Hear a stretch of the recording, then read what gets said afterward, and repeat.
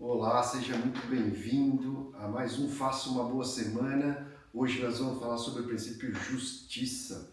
Lembrando que dia 13/6 vai acontecer a nossa mentalidade de governo, uma imersão onde a gente vai tratar sobre coisas referentes a marketing, posicionamento em redes sociais, inteligência artificial e como governar a sua mente, como ter governo sobre a sua mentalidade. Vai ser das 8 da manhã até as 6 da tarde, o dia inteiro discutindo sobre isso. Vamos lá. Hoje a gente entra no princípio justiça, né? Lembrando que a gente tem um sentimento de justiça que é nato do ser humano, né? Quando a gente vê uma criança apanhando, quando a gente vê alguma coisa, algum tipo de corrupção, alguém sendo enganado. Então a gente tem esse sentimento nato de justiça. Mas da onde vem isso? Quero lembrar vocês que lá em Salmo 89:14, a palavra de Deus diz assim, ó: justiça e juízo são a base do teu trono. Amor e fidelidade vão à tua frente. Então o que a Bíblia quer dizer com isso? Que não é uma qualidade de Deus, isso é a base do trono de Deus. É a base do reino de Deus, a justiça. Então, hoje, nós temos um sentimento de justiça muito para com as outras pessoas, só não temos com a gente.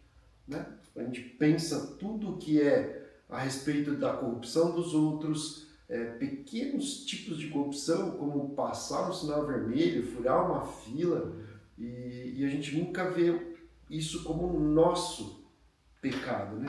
Como uma falta de justiça nossa. Né?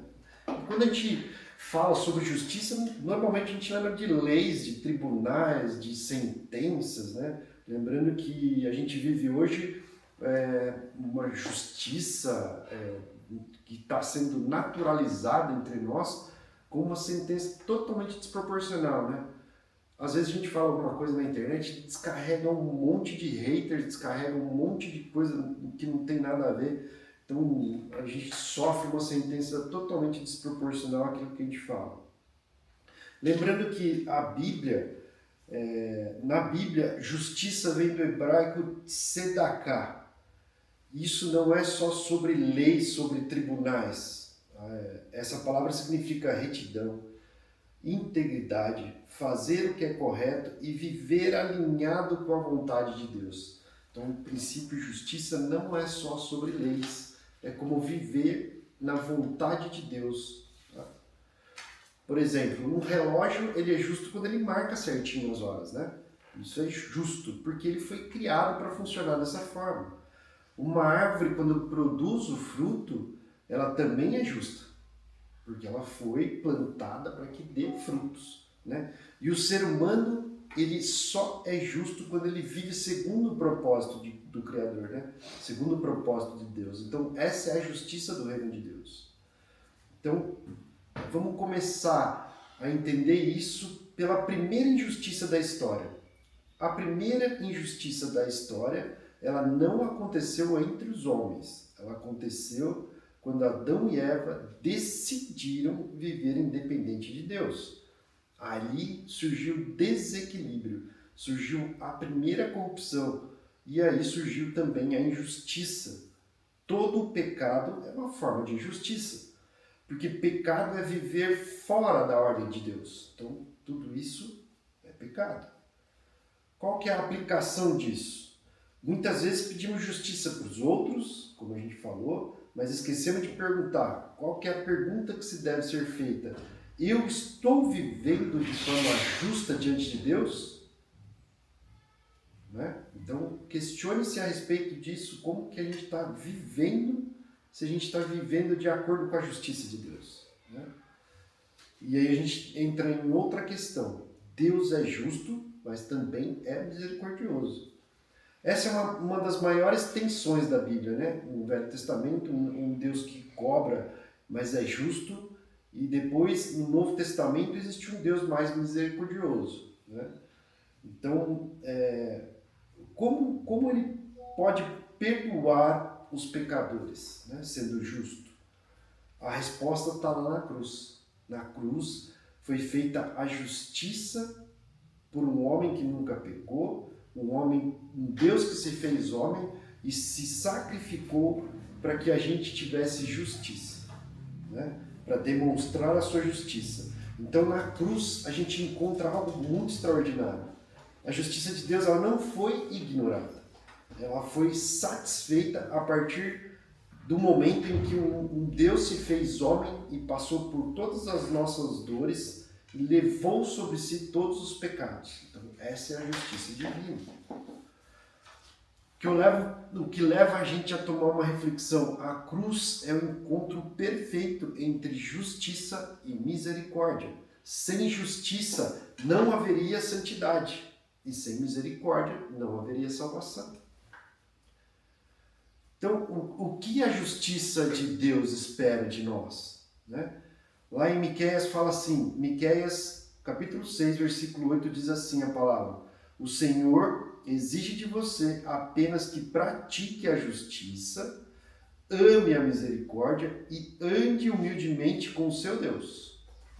Então não é apenas conhecer a justiça de Deus, precisa aplicá-la. E eu vou um pouco mais além.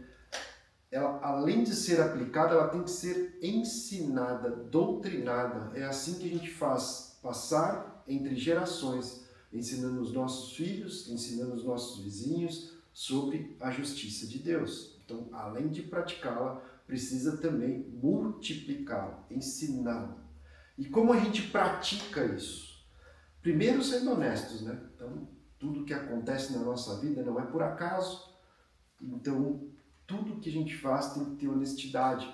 Honestidade, tipo, quando você trabalha para alguém e ser honesto com o tempo que se emprega nesse trabalho, né? Sendo honesto com a sua família, tendo tempo de qualidade. Então, a honestidade ela parte de vários lados, né? E honestidade é fazer aquilo que é certo, mesmo que não tenha ninguém observando, mesmo que não tenha ninguém olhando. Isso é justiça. Cumprindo a palavra que foi dada, então se você tem alguma ordenação do seu chefe, da tua empresa, cumprir a palavra é justiça de Deus para a tua vida. Então precisa se justificar quanto a isso. Cumprir a palavra é uma dessas coisas. E nesse mundo, hoje, o que se quebra naturalmente é a palavra. As pessoas não estão mais preocupadas em manter sua palavra. E aí a justiça de Deus, ela cobra isso da gente. Não é? Terceiro ponto, tratar pessoas com dignidade. Isso também é justiça de Deus. Então, tratar as pessoas com dignidade, não importa qual o cargo, qual a posição, qual a situação financeira, social dessa pessoa, não importa. Todas as pessoas merecem ser tratadas com dignidade. Isso é justiça de Deus, né? Defender o que é certo não é porque todo mundo faz que é certo, a gente precisa defender aquilo que é certo, né? Não é só fazer, mas a gente precisa tomar um partido, tomar um alinhamento com Deus para defender o que é justo, né? Principalmente com os fracos, a gente tem a obrigação de defender os mais fracos, aqueles que não têm voz, né? A gente precisa entender isso e justificar essas pessoas também.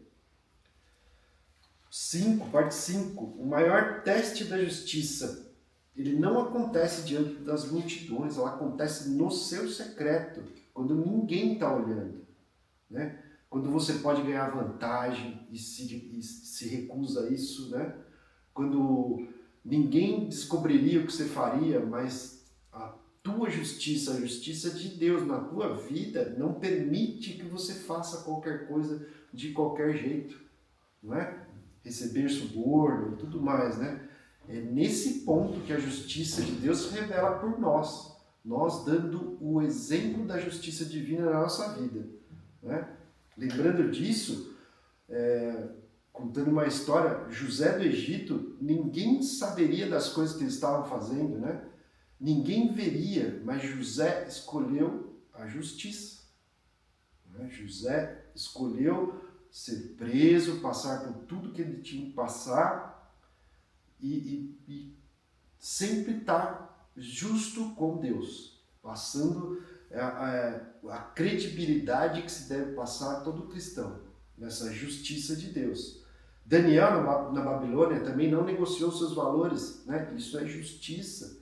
Jesus no deserto, ele poderia ter escolhido atalhos, né? Quando o diabo foi lá tentar Jesus, ele podia ter escolhido atalhos, mas não. Ele escolheu o que Deus tinha de propósito na vida dele. Escolheu seguir os passos que Deus já tinha programado para ele seguir.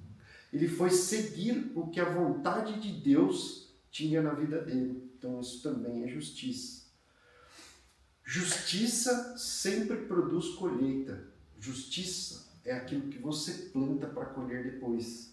Então, hoje a gente vive uma geração que quer tudo imediato, quer tudo ao mesmo tempo, quer tudo no mesmo momento e resultados rápidos. A justiça, ela funciona como uma semente. Então, ela produz o fruto de acordo com o tempo, né? De acordo com o tempo que leva para produzir o fruto, não no nosso momento. Então, a gente planta justiça hoje para colher um pouco mais na frente, né? A gente planta hoje para colher amanhã, certo? Lá em Provérbios a palavra diz assim, ó, quem segue a justiça e a bondade encontrará vida, justiça e honra. Então aqui temos já dois princípios básicos, que é justiça e honra, né? A justiça nem sempre é um caminho fácil. Depende da gente continuar pregando e executando aquilo que nos é justo perante Deus, perante a sociedade, perante a nossa família. É um legado que a gente vai deixar para a nossa família, né? Mas apesar de não ser um caminho fácil, ele é um caminho muito mais seguro. Viver com o princípio de justiça, ele é super seguro, nos traz segurança, nos traz credibilidade para nós e principalmente para aqueles da próxima geração. Esse é um legado fantástico que a gente pode deixar para a próxima geração. Então, qual que é a conclusão disso tudo? Hoje, a gente vive num mundo em que constantemente mudam-se as verdades, não é verdade? Mas os princípios de Deus, eles permanecem. E a justiça de Deus também, né? Não é com a justiça dos homens que a gente está preocupado, e sim com a justiça de Deus. A justiça, ela não nasce do caráter de Deus, ela é fundamento do trono de Deus, né? A justiça que vem de Deus é a justiça que sustenta o trono de Deus, para ser principalmente para a gente conseguir seguir com a justiça na nossa vida, certo? Justiça não é somente um princípio de Deus, ela também é uma linguagem do reino. E agora eu quero deixar uma pergunta para vocês. Existe alguma área da sua vida onde você precisa alinhar suas decisões à justiça de Deus?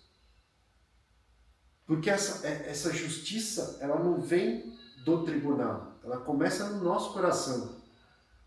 Então, aquilo que o nosso coração está cheio é aquilo que a gente transborda na vida das pessoas. Então, quanto mais justo se é, mais justiça se transborda para as outras pessoas. E aí eu quero deixar um versículo para vocês, está lá em Mateus 6,33.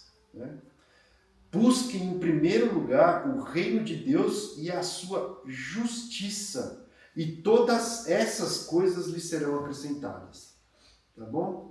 Fiquem com Deus, eu aguardo vocês aqui no próximo dia 13, às 8 horas da manhã. Venham com a gente para mais uma caminhada, mude o jogo da sua vida, né? A gente está fazendo isso exatamente no dia da estreia do Brasil na Copa do Mundo, que é para te trazer uma mudança de vida, algo que vai realmente transformar o jogo da tua vida. Conto com a tua presença aqui, fiquem com Deus, paz e prosperidade.